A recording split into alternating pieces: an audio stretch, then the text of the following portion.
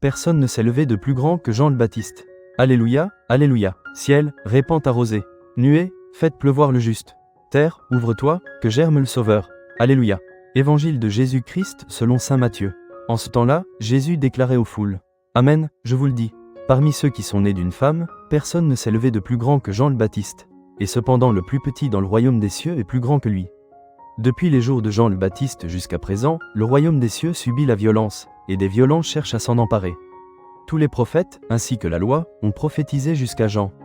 Et, si vous voulez bien comprendre, c'est lui, le prophète Élie, qui doit venir. Celui qui a des oreilles, qu'il entende.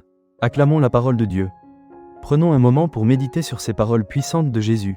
Jésus nous révèle la grandeur de Jean le Baptiste, un homme immense, entièrement dédié à sa mission de préparer les chemins du Seigneur. Mais il ajoute une vérité encore plus bouleversante. Le plus petit dans le royaume des cieux est plus grand que lui.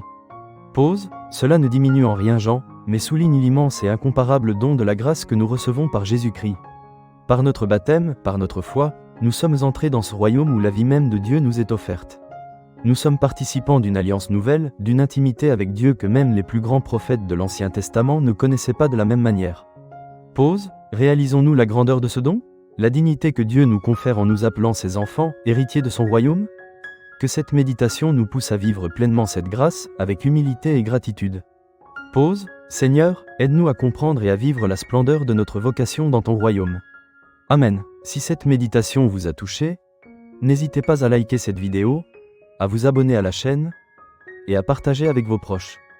Que Dieu vous bénisse.